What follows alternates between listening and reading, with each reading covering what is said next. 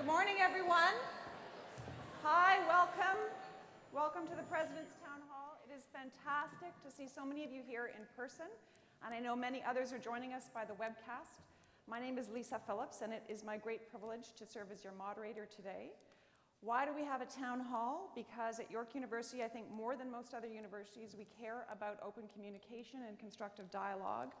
And this is one of the ways we make space for students, staff, and faculty to come out and engage about their issues, their questions, their ideas. And it's really important that you do so because your feedback and your ideas have more influence than it might seem at the time on decision making. So it's great to see you, and thank you for making the time to attend.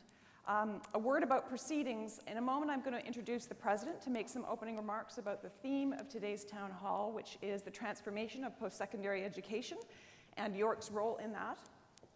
After he finishes speaking, we'll have about an hour for question and answer. We've already been getting some fantastic questions by email and through the website and through Twitter, and our Twitter team will be active during the whole event, monitoring the Twitter account. So please, you're welcome to tweet during the President's remarks and continue doing so during the event. The hashtag is YUTownHall, right? All right, so without further ado, may I welcome to the stage our President and Vice-Chancellor, Dr. Mamdouh Shoukri.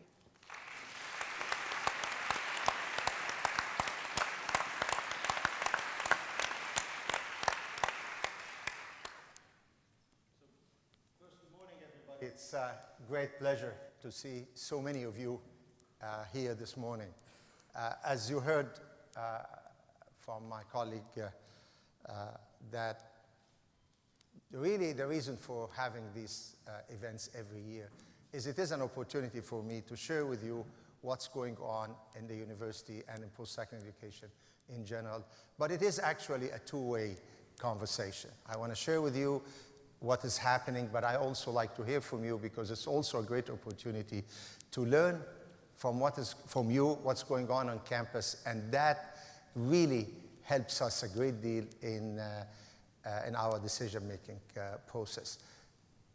There will be, my colleagues will come up, Rhonda Linton and Gary Brewer will come up later after I say a few words to answer your questions, and we look forward to your questions. I will try to be as brief as I can, and most of you know how difficult this is for me. So I'm using new software, so let's see how well it will work.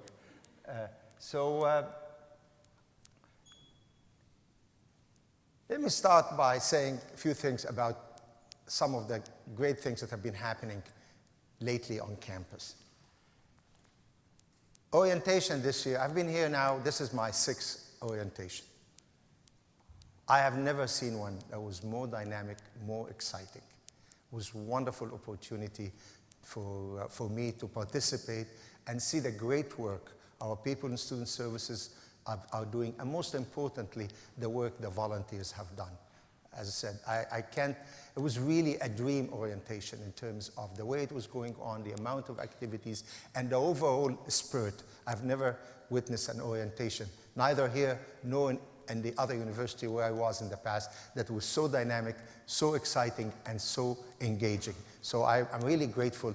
This is an opportunity for me to thank everybody in student services, but most importantly, thank our wonderful student volunteers who make it happen. Also, of course, we had the homecoming weekend, which involved alumni breakfast, other activities, a football game. It was, again, a wonderful one. We continue through the summer. We continued with the construction projects that are going on campus, which again will continue to help us build infrastructure necessary to create the best learning environment for our students and for all people who work and are part of the community. The subway going on schedule, the Pan Am Games, the engineering building. We're starting the engineering building, and of course the renovation and upgrade of the York lanes. I'm sure you all, I hope you are enjoying the facilities and the eateries that are there now. It's wonderful. The other thing that has been going on, and some of you I know have seen, is the next phase of the branding campaign. The brand campaign. You know, last year we started with the brand campaign, This Is My Time. was mostly students sharing their visions with the community. Now, I have to admit, even though we had many reasons and many suggestions to invest in a branding campaign and a marketing campaign, but always we are limited by the amount of resources available. However, after what we've done last year, and since we try and do everything on the basis of evidence, we have done a significant survey that involved 2,700 students and potential students about the impact of the campaign. And it was very clear that it has been successful, and therefore we expanded the campaign. The campaign now is, we're using more outlets, and it's gone beyond only the students to include some of our faculty members, and most importantly, some of also our most successful alumni. And I'll share some of this with you. I will create something that the world has never seen. 2032, I oversee the development of the first lunar spaceport. 2026, I help write legislation that ensures our judiciary reflects Canada's diversity. 2025, I develop a revolutionary alternative to radiation to fight cancer. This is my time. This is my time.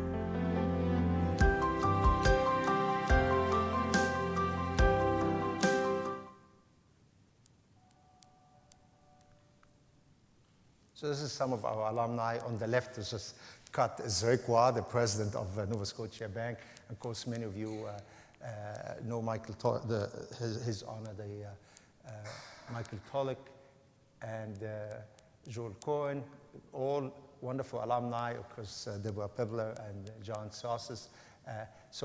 And we're using all of these outlets at this point in time: television, cinema, outdoor, and in a print, Globe and Mail and Maclean, online, and of course we're connecting with guidance counselors so many ways. I've been receiving already, based on the last couple of days, some very significant encouragement from people who have seen that, including my own daughter, who phoned me yesterday. She saw it on television, I think, during a sports event. So why are we doing this? We're really doing this because, and that was really a very through strong suggestions that I have been receiving from many members of the community, members of Senate, faculty, staff, and students about going out.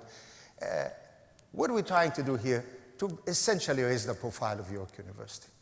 Tell people about the strength York University has. Make York a more prominent destination for future students, and essentially raising the profile of the entire university. Now, I want to move from this subject. This has been a wonderful summer, and I think this branding campaign and marketing campaign is extremely promising. What I can assure you of is that we're making the investment in this in the most careful of ways, and we are also making sure that we continue to receive feedback in order to make our future decisions in that regard based on clear evidence. That said, we are part of the broader post-secondary education, not only in Ontario, but in Canada and indeed in the world. And the post-secondary education system is undergoing changes because of evolving circumstances. So we have, if you look at the external landscape, what are the things that have been happening in the last number of years? Of course, there's tremendous increase and continue to be increase and growth in the interest in post-secondary education. The participation rate continues to increase, putting a lot of pressure on universities and other post-secondary education in meeting the demands. Second, in Ontario in particular, and that's actually relatively true all over, that the Ministry of Training College Universities funding, the grant from government, although may have supported growth, the grant failed to account for inflation. And over the last 12 years, the grant per student has been actually essentially constant. Look at it effectively, it was going down. And that was reflected in growth and increase in tuition fees. The other thing is, of course, all governments have and universities have faced the downturn in the economy that started in 2008. and aid. All of these things have put pressure on universities in terms of our financial picture. There's another factor, may not be here, which puts a lot of pressure on universities, which is the fact that now students more than ever, and society more than ever, expect to see clear outcomes from universities, to a point where some people say, how is your programs preparing people for jobs? Important as it may, it's a big picture issue that actually worth further discussion, but I'm going to stop here. That's to say, there are pressure on us financially. There's pressure on us in terms of a growing number of students. There's pressure on us in terms of expectation, in terms of participation, direct participation in universities in the social and economic development of society. So this is kind of the external landscape in which we have to operate. Now, not York in terms of the entire, as a result of this, the entire post-secondary education system is facing some risks. One, accessibility. Meeting the demands for accessibility is a significant risk. The second one is sustainability. How can we sustain ourselves where there is a growing gap between our revenue and our expenses? Our expenses continue to increase at a faster rate than our revenue. It's not only at York, it's not only in Ontario. In fact, it is a worldwide phenomenon. The other risk we have is the impact of all of this on the quality of what we do, the quality of the academic programs and the quality of the research we are doing. So, what did the government do? Let me share with you some of the things that have been happening in the summer. During this summer, and in realizing the fact that something needs to be done, the government, the Ministry of Training College University, called for 4 roundtable discussions with executive heads, with presidents of the universities of Ontario, or in some cases, select group of us, to talk about 4 topics: differentiation, online learning, credit transfer, and graduate education. The first and the last are very related, and I'll tell you why. Let me say a few words about differentiation. The government basically is persuaded, based on what has been happening in other jurisdictions throughout North America and throughout Europe, particularly in the UK, that you need to differentiate universities by creating different missions to different universities, which is ultimately reflected in the way they are funded. So this is a very important, if I pick one of those as what I consider the most important topic that will affect the university in the next few years, is differentiation, because it will be reflected in the way we are funded. There was a report in the summer that identified universities in Ontario as in 3 groups, essentially: research intensive, and on the other end, predominantly teaching universities, and a group in the middle which kind of have characteristics of both. And unfortunately, from my point of view, York was identified as one of the universities in between. Of course, I totally disagree with that. I think we were penalized by the fact that those who did this analysis used essentially research funding to characterize universities, and of course we have the most prominent researchers in areas of humanities and social sciences and so on, which does not need, these areas do not need significant amount of funding, hence, in order to do the research, but their impact is tremendous. I responded to that with a lengthy letter, and I think we made an impact. I think this is probably not the way it is going to go. A very related subject to this is a discussion about graduate education, because the investment of government in graduate education will be given to universities differentially. And if a university, for example, is perceived to be a research-intensive university, then probably will get more funding to support graduate education. So that is really an important issue. And indeed, during that discussion, graduate education in terms of mechanisms for allocating graduate funding has been left on the side now for the process of creating a differentiated system. The 2 other topics, online learning and credit transfer, are very important.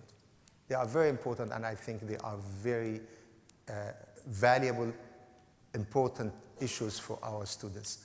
Online learning, the government has decided to create sort of an organization to lead that for Ontario. And this organization will have, will provide advice,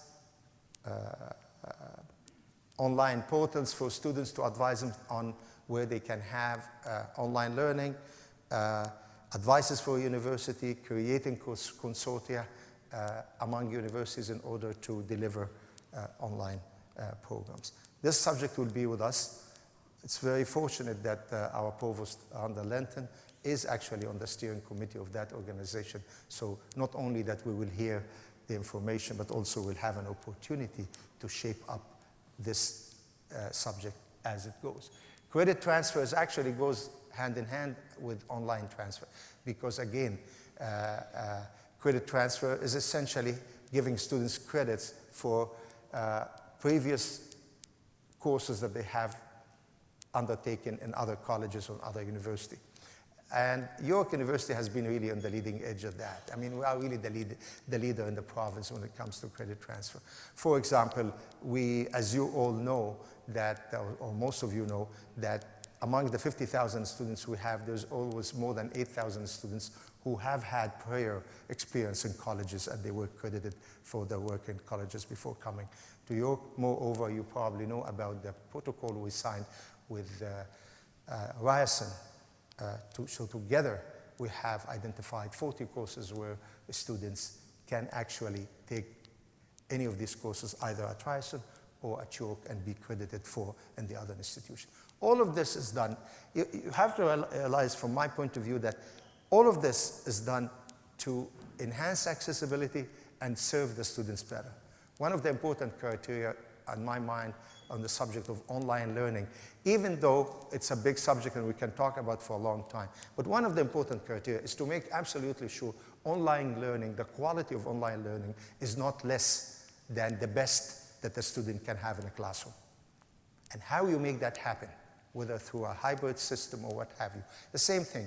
Why we're interested in credit transfer? Because it is a way of serving our students better and giving them an opportunity to move forward.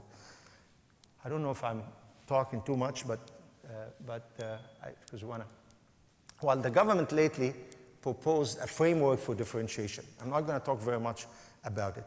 So this is basically to replace the idea of research-intensive, teaching-intensive, and somebody is in between. To overcome this, the government is creating a new framework that is sent to universities now for discussion.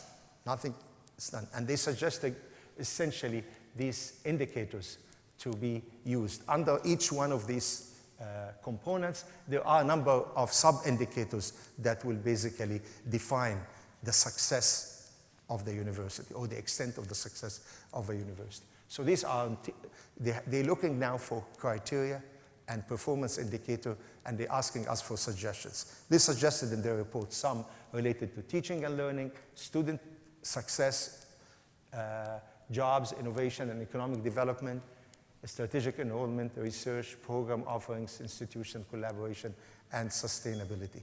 So this is really be something that we'll be heavily engaged in trying to advise the government and work with the government on the creation of such a differentiated framework, based on which a funding formula will be created. Ultimately, based on all of that, our funding will be determined. That's why it is very, very important to work with the government and focus on this. And that's why I'm saying that we are, in the next year or so, there will be significant change to the way we do business. So how is York preparing itself for that? I mean, you have all of these circumstances, all of these issues. So how is York preparing itself?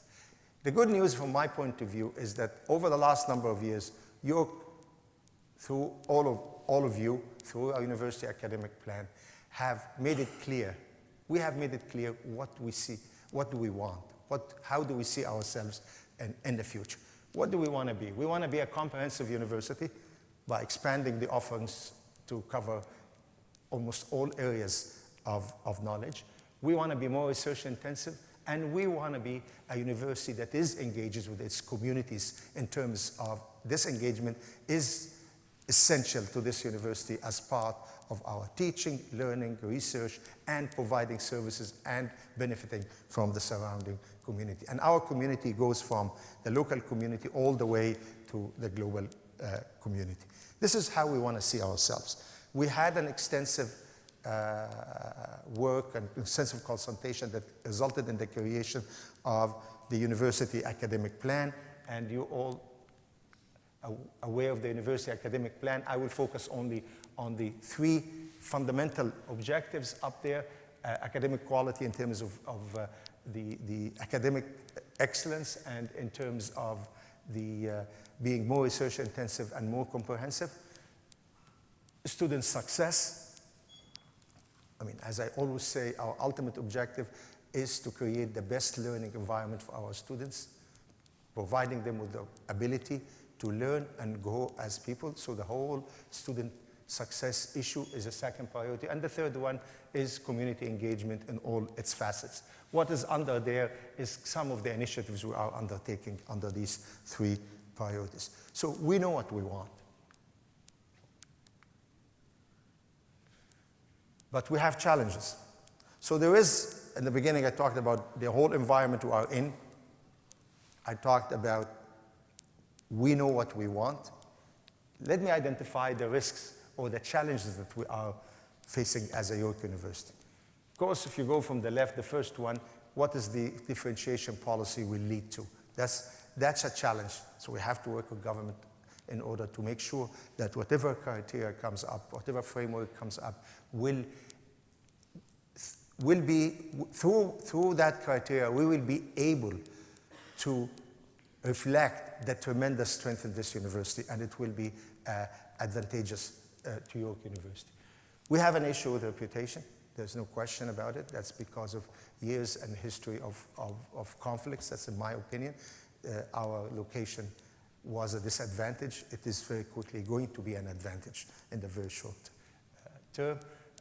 We've had issues with enrollment, not in terms of achieving our enrollment target, but in terms of loss of our share of first choice among the student applicants, which is not unrelated to reputation. Of course, we have the financial gap, continuing growth in the difference between our revenue and our expenses. So these are challenges. They look very significant as they may, but most of these challenges are faced by all other universities. The question is that, can you deal with it?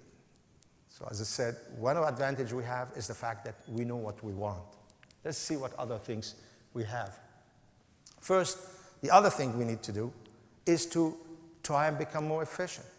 Try to make sure that our operations really reflect the need of the students and reflects our strength. And that's why we have the prioritization exercise. This will be a comprehensive academic and administrative prioritization exercise that will be led by the provost and the vice president of finance and administration. And essentially, we put here some of that components we need through that exercise, which will involve everybody on campus. We need through that exercise to be able to identify our strength. What are the areas that needs more investment in order to reach its potential? And what are the areas that can be changed in order to achieve our goals? It is not an exercise in cost cutting. It is an exercise in learning about ourselves. This university has grown over a period of 54 years at a rate that is phenomenal, a very rapid rate. Started from a small college in Glendon into the 3rd largest university in the country and one of the largest in North America. The rate of change was significant, the rate of growth was unprecedented, and therefore it is time to look at the tremendous strength that we have and identified, to look at the potential that we have that deserves some investment to reach its potential, and we need to also look at weaknesses that we may have in order to make it stronger or find a way of being strong across the board and become a more efficient university. I'm not obviously going to read through it. The other thing is that we have other advantages that will help us, that other universities who may be facing similar situations don't have a chance or have this kind of advantage. First of all, we are large and diverse in population. We are large and diverse in population, and as a result of that, we have significant linkages to the world. We are a major university, and that carries a lot of weight. We are a fairly research-intensive university. If you look at our contribution to research in this country in the areas of humanities and social sciences, environmental studies, law, business, science, fine arts, we have tremendous strength in terms of the amount of research that are produced in this university. I don't need to go through some of the data you all have and some of the incredible successes that is reflected in the number of awards our researchers have been receiving lately. We have outstanding academic program, excellent faculty and staff and students. We have, again, I keep saying, we are building on leadership in many areas: humanities and social sciences, business, law, fine arts, environmental study, science. We're building on tremendous strength. And we are also expanding in areas which we did not participate in the past, like engineering, which will have another significant impact on the future of the university. So we have the foundation in terms of academic strength. We have the foundation in terms of people we have. We are really, as I said, building on strength here and interdisciplinarity, something that, as we all say, all issues in society are interdisciplinary by definition, and our commitment to the interdisciplinary research and education that started with York in the beginning is a great asset for us as we move forward. We are a bilingual university. Many people forget that York is a bilingual university, although the bilingual programs are offered through Glendon. But that's, again, something that differentiates York from other universities in southern and western Ontario. Again, we are leaders in collaboration and in global outreach. And, sustainability, I need not to say much about our success on all aspects of sustainability. The other issue, of course, is the fact that we are located in the area of Ontario, which continues and expected to continue to grow in terms of not only population, but also in terms of economic activities and social activities. So the need for York will continue to grow and will become more significant in the future. And not before a long time, we'll be connected to the largest city in Canada through the subway. So the way forward, what do? We have to, again, identify and build on strength. We have to use evidence-based in all our decision-making. And in that sense, the prioritization exercise is very important. When you have the full picture of your areas of strength, your areas of tremendous potential, and areas of weakness, that enables you to make the right decision. And that's what I mean by evidence-based. We cannot just allow it to happen. We need to have all the information that allows us to make the right decision. By the way, I want to be very straight here, because that's probably answering a question that may come. When I say areas of strength, and areas of potential, and areas of weakness, somebody would say, or what comes to people's mind is the potential, that means the areas that may be seen weak or less demand for, or whatever, that means it's going to be cut. It doesn't mean that. When you have the full picture, then you can arrange and rearrange what you have. It may mean sometimes cut, but it also can mean how can you take this area, work with it, or incorporate it with something else, or add something to it such that it rises. But you need to have the knowledge and the information. You can't have that unless you create the evidence that you need before you make decisions. We will have to make strategic investment, no doubt about that. Absolutely no doubt about that. That we will have, as we finish that, we'll have to make strategic investment and to seek new revenue streams. And of course, we'll have to reduce expenses as we continue to try and become more efficient. So this is the picture I just want to portray here. Wow. Yeah, that's what they did to me during the orientation. Maybe I like the teddy bear. No, it's a lion. I like the lion. That's why I like the whole orientation. They gave me a lion. But let me go back to this. One thing to say is that this is a wonderful university. We have all what it takes. We have the people, the faculty, the staff, the students. We are in the perfect location for growth and prosperity as a university. We have a plan. We know what we want. We have the support of a wonderful community around us, both locally and throughout the world. And I think with all of you, we will be able to move from where we are to the next step. And I have no question that out of all of these difficulties and all of these challenges, York will come out stronger than it has ever before. So thank you for being here, and I hope we'll be able to respond to your questions.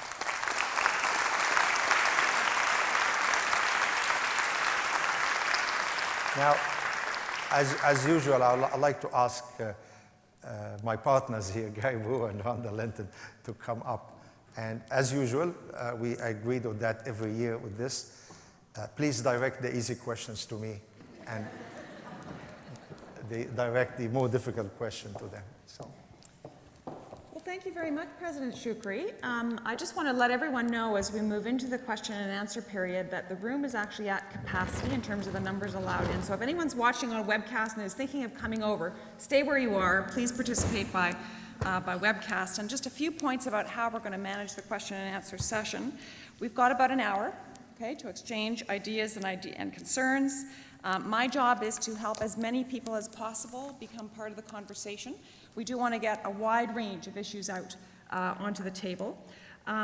If you have a question, please raise your hand. We've got roving microphone couriers who will bring a microphone to you so we can all hear you speak. Please let us know who you are. Say your name, say a bit about where you are, where you sit in the university.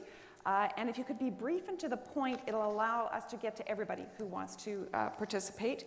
And if you wouldn't mind turning off your cell phones or putting them on vibrate, just as a courtesy to others, that would be much appreciated. And so with that, I will open up the floor. As I mentioned, I do have questions that have come in already online, and I can certainly go to those, and I don't want to impose on you, but it would be lovely to have also some questions from our live audience in person. Is there anybody who would like to start things off? I see a hand right over there. Great, thank you. Tell us who you are. I'm Grace. Oh, that's loud. I'm Grace Angelotti. I'm with the Division of Students, and I have a question. The President mentioned that online education is one of the priorities of the Ontario government, and I was going to ask how York University compares with other Ontario universities in offering online courses for its students. Okay, Thank you very much, Grace. Before you answer, Mr. President, could I just mention I have a couple of other questions on online learning, and so I wouldn't mind just getting those out on the table. You can answer them collectively. So here's another one from G, a student in LANPS. I have several friends that are taking the online graduate degree in creative writing at UBC. I understand they offer several master's degrees online. This has allowed them to work full-time and study. Is this something that York is considering? And then I have a third question from another student, Dan, who asks, is Moodle and Camtasia really what we consider innovative? Are we proud of this? When is York going to take a risk rather than taking tentative steps and waiting to see what other universities do? Okay, I just want to make a few remarks and then probably pass the question to the person who has to make decisions online. But I'll give you some. First of all, there's no question. If the objective is to try and provide the best learning experience to our students, then anybody would say, we have to think, how can technology help? There is no, because of the significant and the fast growth of technologies, there's no standard way of saying this is now the standard practice, or this is the approved practice, or this is the best practice. Therefore, one has to be really, as an institution, you have to be really engaged and keep track of what is happening in this. The second thing I have to say, as a principle, is that you can't really use online learning as a way of saving money. If our objective is to make sure that students receive through online learning, should we do any online learning, which we're doing quite a bit of, by the way, that the quality of learning, and I mean the quality of learning, is not but enhanced by the availability of technology. We need to enhance the quality by the technology, not to save money. If saving money becomes as a byproduct of this, well, that is fantastic. But the objective is, again, to have the best learning opportunity for our students. We are involved in so many activities in that regard, as I tried to allude to in my presentation, but I'll stop by just here, and as I said before, we have to be engaged in online learning as a matter of principle, and we have to make sure our engagement results in enhancement of what we offer rather than reduction of quality. So, Rana, you want to talk about our specific things? Well, there's so much to be said about the area of technology-enhanced learning, because it really has become, there's so much happening in the field, and it's all happening very quickly. But let me try to keep my remarks brief by saying that for those of you who are not familiar with Moodle or Camtasia, this is our learning management system on the one hand, and Camtasia is our ability to how our faculty members can either record their lectures or even do a self-video so that their students can have access to the lectures whenever it's convenient for them. These are very important elements of our overall strategy. I'm not necessarily going to say here today that they are the most innovative learning management system or options that are available out there right now. But I think what's important is whether or not they do the job for us at the moment. So they are they're foundational elements of our approach. And the way we've been taking on the whole area of technology-enhanced learning is to see the advantage of encouraging individual pockets of innovation and excellence across all the faculties and making it possible to do that, while at the same time developing an institutional strategy that will ensure that we're amongst the leaders in having the conversation with the universities on what we're going to do in the future. And so just two things I'll mention on that is that the Academic Innovation Fund that we started several years ago, one of the main priority areas of that fund that allowed all faculties, students, programs to apply for funds was to support technology-enhanced learning. And we've had some incredible innovation that has come out of that. I'll just identify Pearls and Spark as two options. Spark, by the way, if you're interested, was just profiled in the Contact North news bulletin on distance education. And what we're doing at an institutional level is really seeing how we can advance online learning that really enhances student-directed learning. So we're doing these projects of Pearls and Spark is all about how can students develop resources through online that can really actually help their learning. So we're developing an institutional strategy. Those are examples of what's happening on individual faculty levels to really encourage that innovation. But then we're rolling that all up to an online strategy for the entire university and making sure that we are on the essential committees. So we are one of the Ontario University online group of 7 universities that is in discussion with government. I'm on the steering committee, a very small group of colleges and universities that is discussing with MTCU what is the future going to be around this whole new center of excellence in online education. And we're going to be part of those conversations.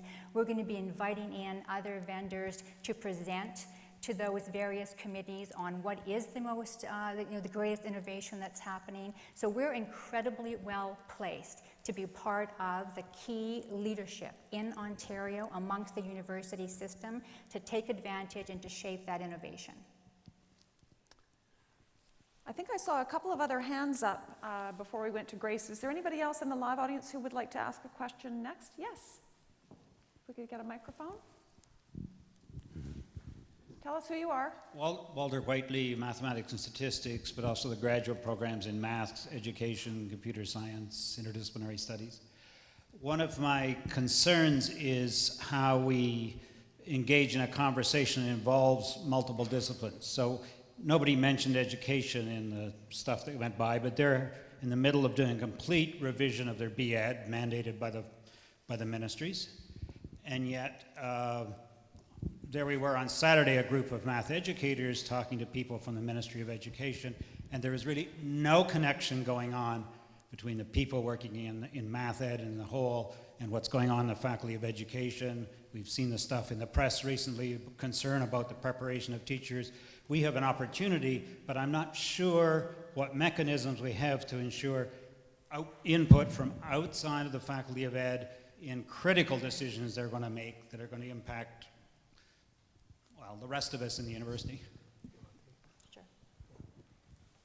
So I think that you've raised a really very important piece about thinking about the math education piece, and I'm actually glad that you've raised it, and I'll ensure that we address that, Walter. I'll say that more generally, that of course the Vice Provost academic in my division, Alice Pitt, and our Dean of the Faculty of Education, Ron Austin, are very much involved with the conversation that is happening between the ministry and the reshaping of the faculties of education and how we deliver that, given the fact that they wanted to bring down the total number of places in the system. Alice Pitt, our Vice Provost Academic, was part of the very early roundtables on that. We are just in the process of scheduling a meeting with the government, with the Ministry of Training Colleges and Universities, to discuss the York-specific approach in the context of the larger, and that's part of the plan that they're going to each university and having those conversations. But I take your point. We need to actually mobilize a bit better internally so that we're thinking about all the different components of education, including math education and also including Francophone education. So I'll make sure I act on that. Another question from the live audience? Yes, thank you very much. Thank you, President Shoukri, for your presentation. My name is Calvin Lee, Calvin with a C, and I'm an accelerated MBA student here at the Schulich School of Business. And well, first of all, I want to say, Schulich so far has been great. The people have been very nice, and also the professors are fantastic. So along those lines, I want to ask President Shoukri or your panel that what would the university continue to do to gain more funding for the university, and as well as to ensure that the teaching is of the highest caliber? So you mentioned earlier that York is in the middle between research and teaching. So where is the York going to be heading in the next 5-10 years, for example? Thank you. Thank you, Kelvin. Could I supplement that? Because it connects to a question I received from a faculty member named Raju by email. And Raju, if you're here today or online, I'm going to have to paraphrase. But the question is also around the need for basic research, the fact that basic research does not necessarily have immediate impacts, and if we are going to obtain adequate funding for basic research, we need to put pressure on government. So what is York doing, and what should York be doing in addition to put pressure on government to actually fund the system adequately? There's no question. First of all, thank you very much for your question, because I also thank you for your pride in what's going on in the classrooms and your faculty, and the support you're getting from the faculty or from the professor. I know that I mean it when I say that we have some of the leading professors in this country, and we're very proud of that. It's good to see some of our students acknowledging that in public. But I'll go back to the question. First of all, I'm one of those people who sincerely believe that university is an institution that should be engaged in both teaching and research, both learning and research. I'll use the word learning and research. Research is also very important to this country, and I'll tell you why. Many people don't maybe not appreciate this point. Canada is dependent on the universities for its research output as a country, far more than any other country in the developed world. More than 30, last data I've seen a few years ago, more than 33% of the research carried out in this country is carried out on university campuses by professors and grad students and, of course, postdocs and so on.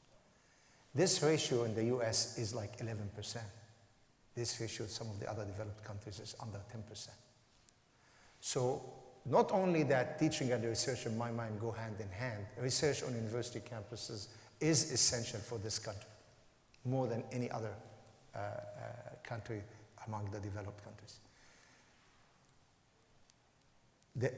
I'll come then from this to the issue of basic research.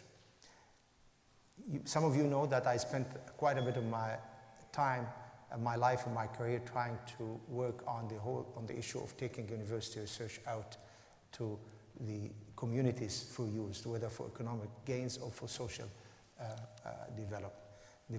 So I understand this subject fairly well. The idea that you need to do research in order to only to apply the research in order to be able to see the end use of it is actually a misguided idea. Because for a number of reasons. First of all research that is done, all fundamental research that is done ultimately has a use for it. The question becomes, should you invest energy and time, or did we invest energy and time mining out all of that knowledge and try to make use of it? The answer was no. The research that was done that ended up in a BlackBerry was on the shelves for 25 years. So the issue is not changing the research that's happening in the university. The issue is creating the environment where you can deploy that research for use, whether it is research in the arts, humanities, social sciences, science, engineering, or medicine. All of it, you have to, the challenge is that we have tremendous amount of knowledge that's being created every day, and we need to spend more effort as institutions and as society, as government, to facilitate the rapid deployment of that knowledge in society, whether it comes out in the form of a product, whether it comes out in the form of a public policy, or it comes out in the form of art that everybody would enjoy. So come to the question, so that's my view about how our research can affect social and economic development. It always did, will continue. There's no question then, sometimes in designing our own research programs, it is a good idea to have a sense of what's going out there and what are the needs. But it's not going to be the only driver.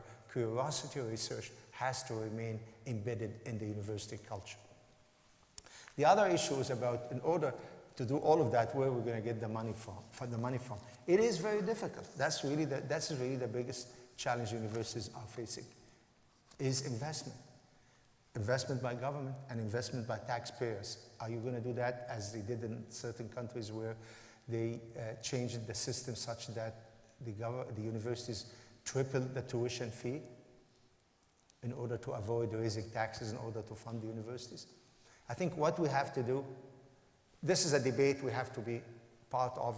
Maybe if we have 100 people in the room, we'll have 100 different opinions of the extent to which taxpayers should pay for, the extent to which students should pay for. But there has to be additional investment in universities. In the meantime, what do we have to be? We have to be very efficient. We have to find a way. We don't abandon our two functions, teaching and research, or learning and research. We certainly don't, because they go hand in hand. We certainly have to look at what we're doing and see ways to do it more efficiently, which I think we have been engaged in that, and most universities are engaged in that. We have to seek private funding through donations and through funded research without compromising the mission and the independence and the autonomy of the university. I think we seem to show some successes in these areas, but this is a debate that will be with us, and I'm not sure I can prescribe an answer in detail. I don't know if my colleagues would like to add anything to that. Well, maybe I would just say that a couple of really important components to that question is around vision, mission, values, and advocacy. And so first and foremost, in terms of what York stands for, what we claim to be advancing, in terms of our mission, our commitment to our students, what we value. If you look at our university academic plan, our commitment to excellence in addition to research, teaching and learning. So that's very important as we go forward. And then it's how we best advocate. How do we organize our advocacy with government, with our partners, with our students, to ensure that York is getting the maximum amount of support that we can. We are at a crucial moment with this entire new MTCU differentiation policy framework and these 8 kind of categories of assessment that the president was talking about. And we are already very heavily engaged in a discussion. It needs to be a collegial discussion. The community has to come together to advocate for York on, given who we are, given our size, our location, our culture.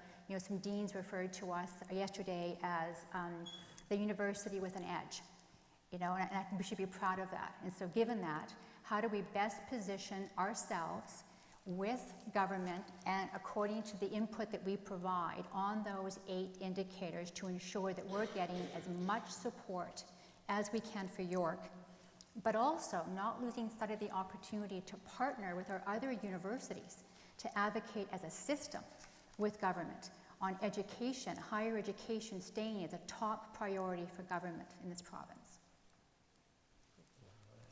All right, I'm going to go in a slightly different direction because I do have a question for Vice President Brewer in case he's getting a bit too relaxed sitting there.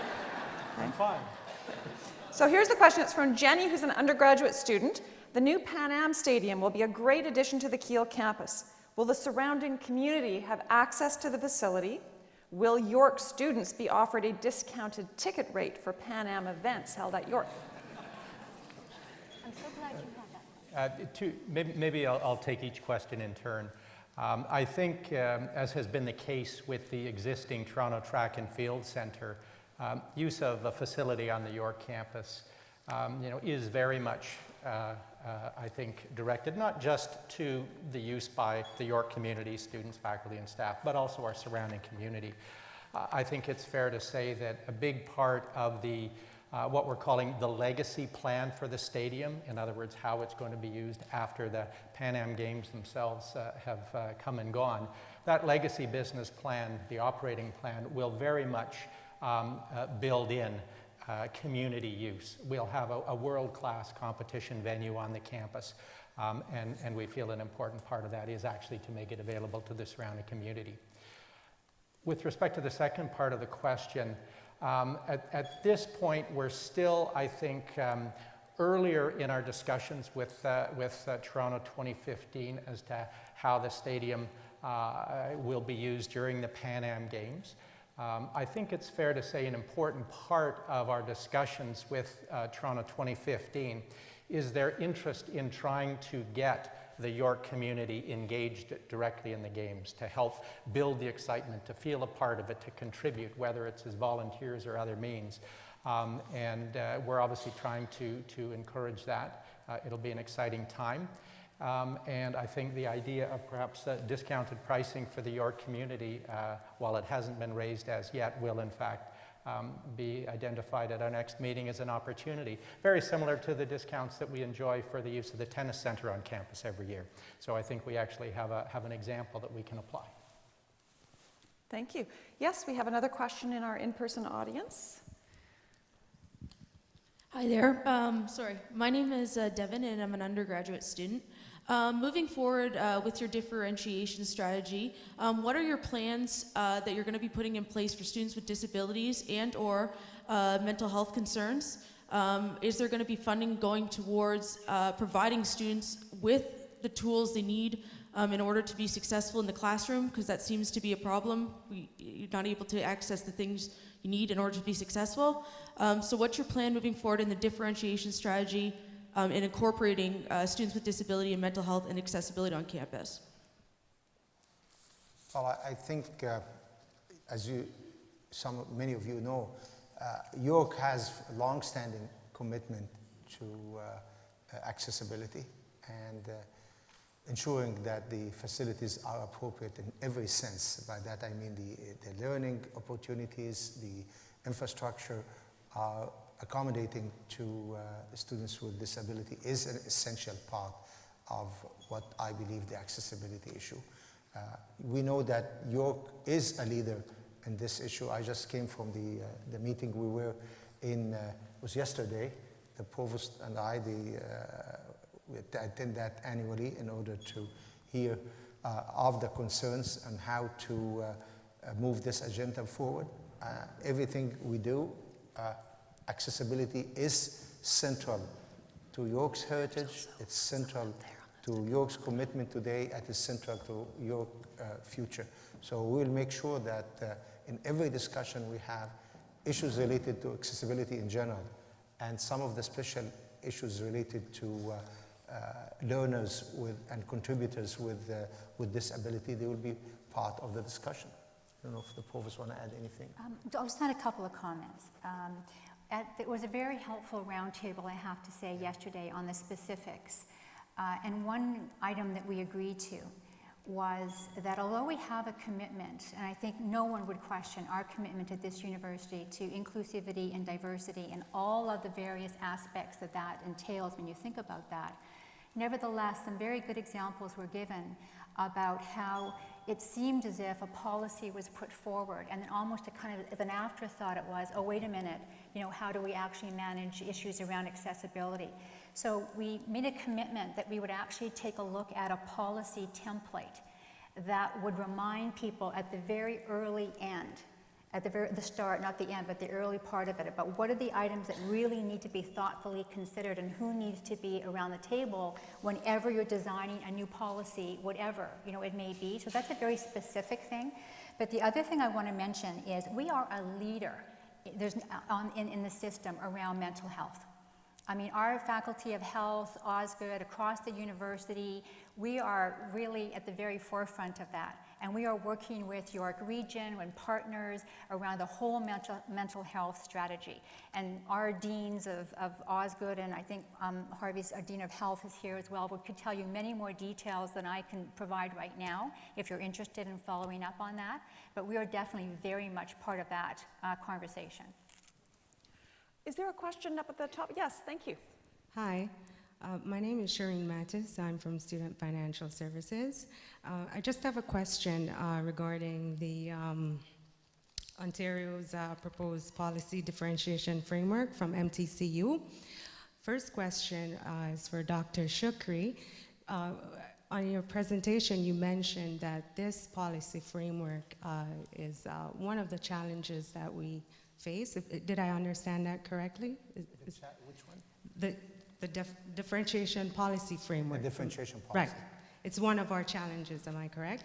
My question to you is, what's one of the biggest challenges that you find with this policy framework? And in terms of the 8 government priorities that are listed in this framework, there are metrics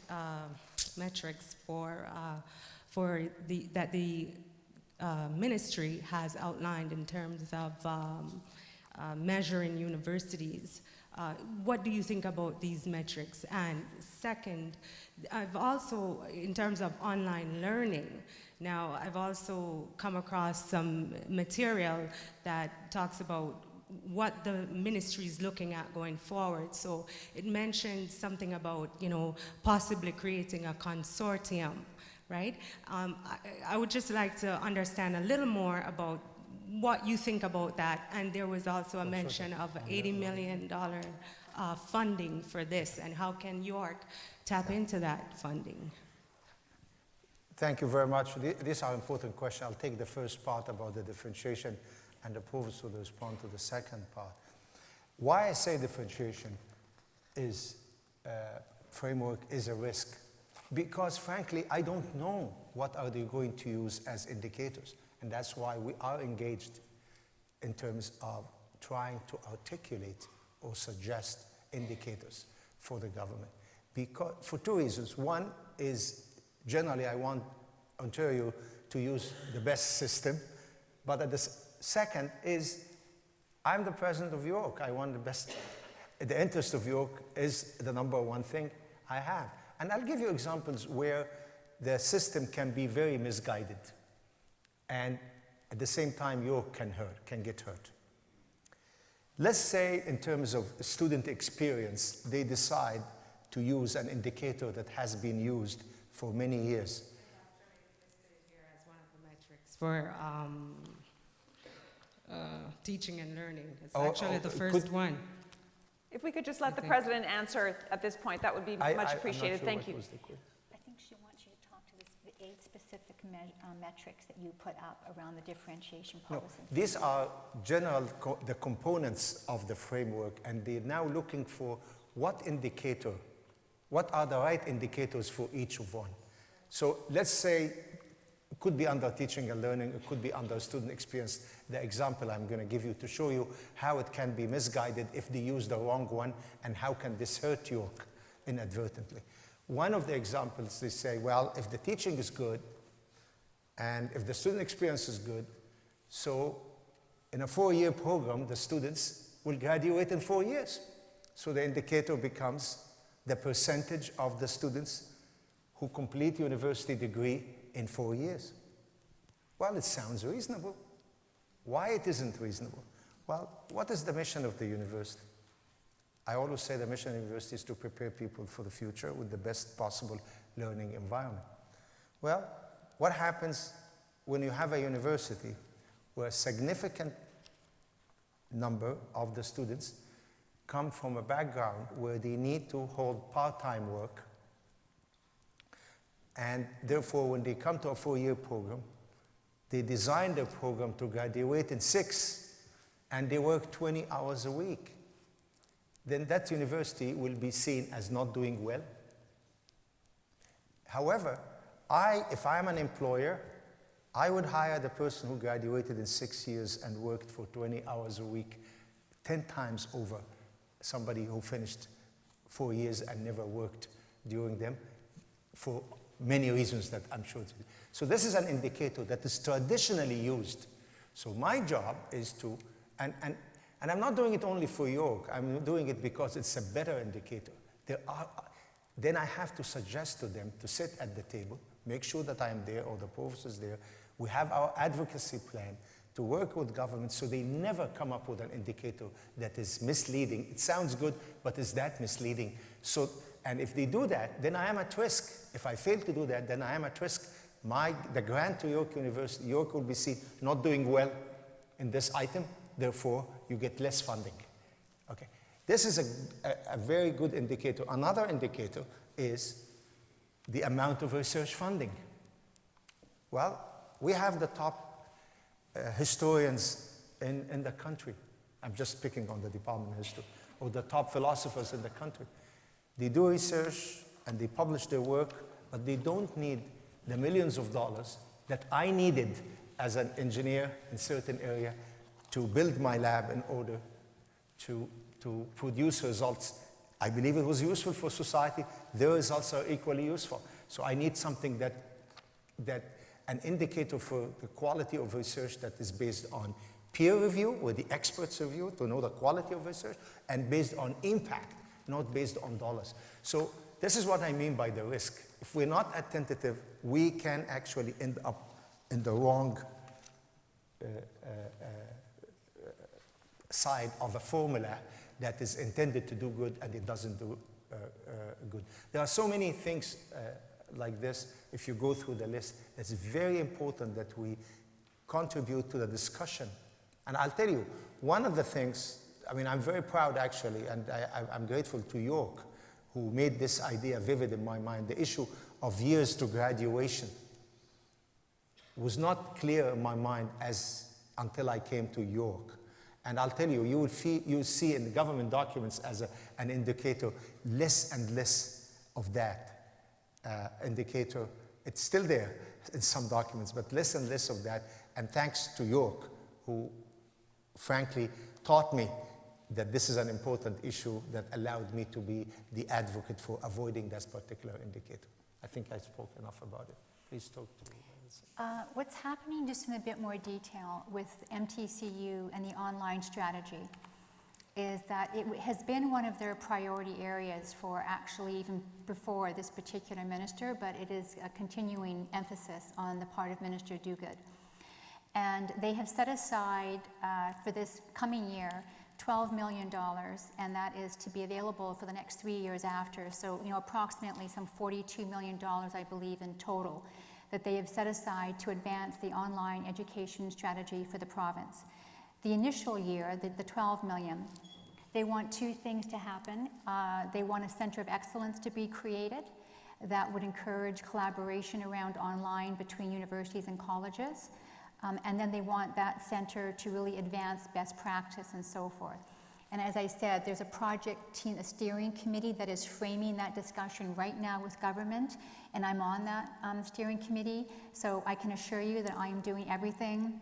I always think about the system as a whole, but York's concerns and priorities are always foremost in my mind.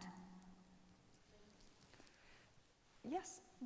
On that subject, advocacy, again, this is an opportunity, as much as this opportunity for you to ask questions, it's an opportunity for me to share with you some of my thoughts. So I'm going to get myself into more difficult territory here. You talk about advocacy. How can I advocate on behalf of York? What are the, in any position of advocacy, you have to identify where your strengths are and where your areas of weaknesses are, or if you have. So my strength, when I sit around the table and I say, this is my opinion, because I don't speak on behalf of myself, I certainly speak on behalf of you, or the provost or anybody, my strength comes from the incredible size of this university. We are 10% of the system. Nobody can ignore me. I know that.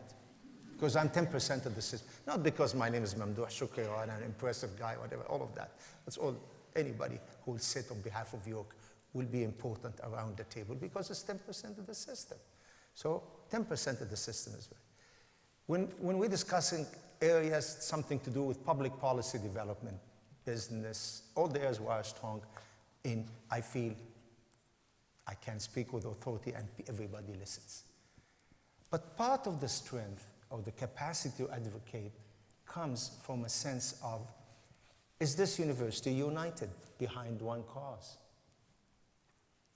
Does this person who's speaking on behalf of the university, I'm just being very frank, does he or she have the backing of their community or they don't? That's why I don't think anybody will ever argue, I hope, that about my attitudes towards debate and discussion, because I love it. I love to talk. I love to talk with people. I need to talk with people. I need people to respond, and I need a dialogue. But some of the things that sometimes happen makes me feel that once in a while, we shoot ourselves in the foot. We need to work, fight, argue, disagree, agree to the maximum limit. But we always need to show pride and commitment to the university. This is the strength I need in order to advocate appropriately on behalf of York University. I have some, but I think I can have more. I can do with more. Sorry, this is out of context, but she always raised the issue of advocacy. That is not to stifle debate. That is to say, we need everybody's support. We need everybody's engagement to speak on behalf of the university. I know we're taking a long time on this question, but I have to quote our new Dean of the Faculty of Fine Arts at a meeting yesterday, who said, we have a lot of stars at this university, and occasionally those stars come together to form a constellation. But how do you make a galaxy? And I really love that because it speaks to the point that the president is making. Now, when we think about the opportunities that we have, there's a lot of uncertainty in the system, but there are opportunities, we have strengths. How do we turn the strengths that we have to new opportunities for us to be a leader, to really excel, to differentiate ourselves? And it's looking for those gems, even on the online education strategy. You know, we've got a particular position on that we want to use our online strategy very much about student-directed learning and using technology, using the online strategy to really advance student-directed learning through blended, through hybrid. You know, we've got to think about, okay, if that's our strategy, how do we actually demonstrate leadership in that area? How do we bring together all of the good ideas, the brilliance, the stars, so that we actually do, you know, really demonstrate that we have that ability to form that into a galaxy? Is our Dean of Fine Arts here? Yes.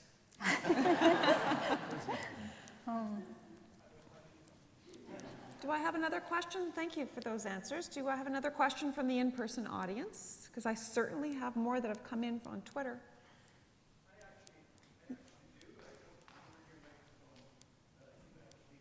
Sorry, I'm having trouble seeing where you are. All right, thank you. And thanks to our mic courier.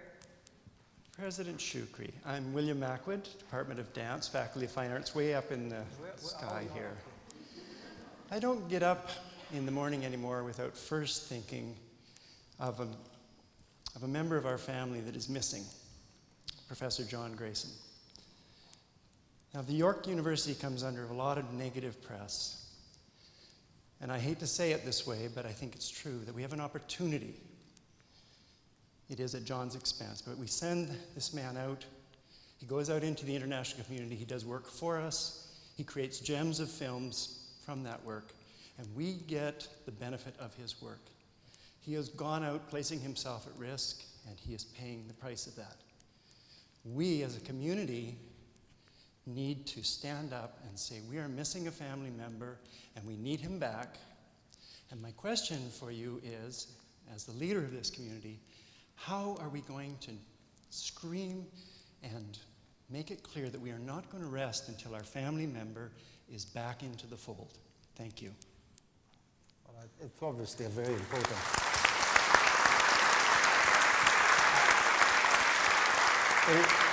It is obviously a very important issue.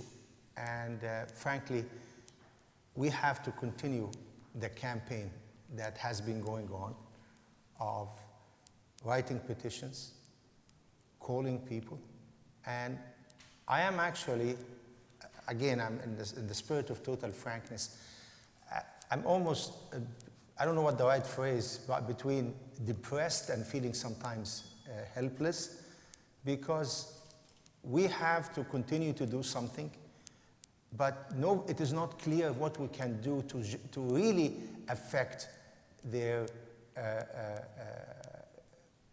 quick release. We've talked with, we issued statements. We will continue to issue statements. We have to have rallies and petitions sent to the prime ministers. I've gone from one level to the other, from foreign affairs to the prime minister's office to try and say, the message was Canada, in my view, is a country of influence, and this cannot happen to Canadian citizens. We participated in rallies. As I said, we issued 3 statements. I called the Egyptian embassy, and the ambassador was kind enough to take my calls. I've called him so far at least 4 times to try and get his perception of what's going on. Unfortunately, when you are the ambassadors many thousands of miles away, even with the current communication, you get what you are supposed to say, and the language is very diplomatic about due process and so on, which I don't see much evidence of, but this is the kind of language they are using. I tried to reach out, that's on personal level, I tried to reach out to some people I know, since I guess everybody knows that I was born and raised in Egypt, left 42 years ago, but I still have relatives and people who can tell me I made the wrong prediction. I said they will be released in a few days as based on the advice I received. It was a lousy advice because they weren't received in a few days. I was said 15 days, it didn't happen. The 15 days became 45 days. So I know you probably sense, if you sense in my voice a level of frustration, it is true, I am frustrated. And I think we should keep on reminding everybody. And I'm looking for, to be honest, I'm open for suggestions of what we can or should do in order to keep that kind of the message going. I'm alarmed, as of the last few days, by some of the reports coming out about the fact. My outrage in the beginning was about the fact that they're being held without charges. It appears from the media reports that they have been charged with outrageous charges. So I don't really have the words to answer you really in a satisfactory way, because I'm not satisfied and I'm as frustrated as you are. And I just call to the whole community. We have to think together, what really can we do to affect more pressure than what we already have exerted? Other than that, I really feel frustrated and to some extent helpless. So this is a good moment for me to mention, since you've asked for suggestions on this issue, that the Town Hall website is going to remain open for questions to be sent in. And the questions that we don't get to, or issues we don't get to, the President will attend to after the Town Hall. That would also be a place for you to deposit any suggestions you have about ways that we could raise profile and pressure on this issue. So the address is www.yorku.ca/townhall. So reflect on that, and the President has invited suggestions on that point. Yeah, please send any suggestions, and it is very frustrating.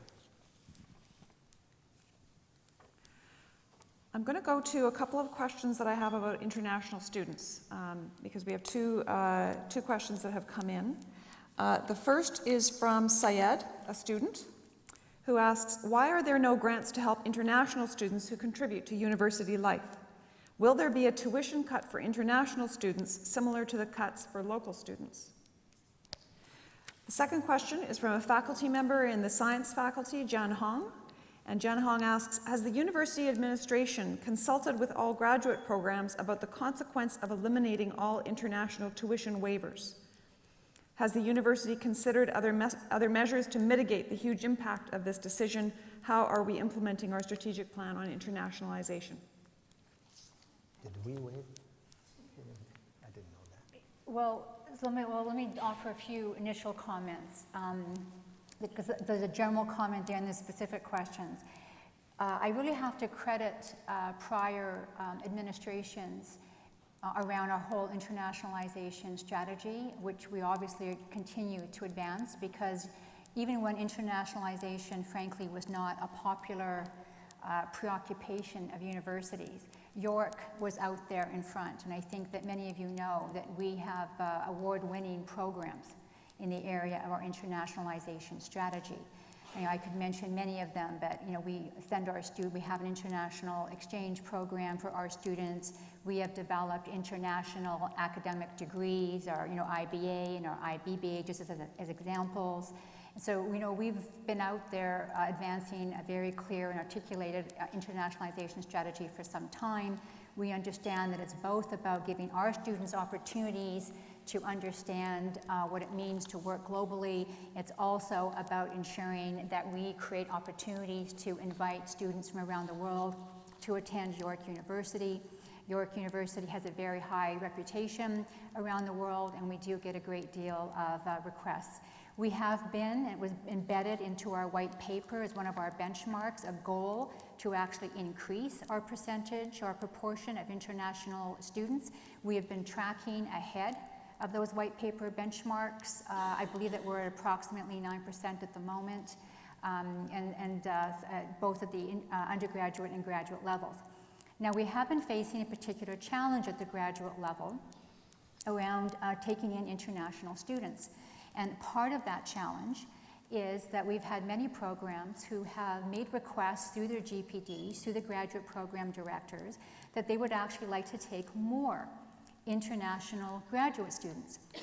The challenge is that we have not been able to accommodate that very easily, because there are financial difficulties around that when, number one, we were given domestic targets for international graduate students, that the government does not allow us to include the international graduate student, but we also get no government grant for international graduate students. So that means that unlike a domestic graduate student, for which we get a certain amount of both tuition fee revenue and grant money, For an international graduate student, we only get the tuition fee. For a number of years, while other universities were increasing their international tuition fee, York elected not to do that. And so year over year, we were falling significantly behind all of our major competitors in terms of the actual international fee, tuition fee that we charged.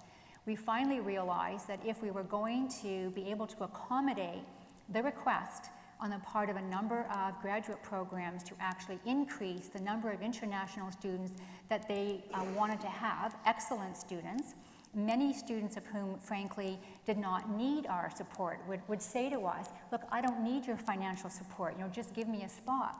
But because of our commitments to ensure that we provide certain levels of funding for our international domestic students, that wasn't easy for us to accommodate those students. So we finally made the decision that we were going to have to modestly increase our international tuition fee structure of new students coming in.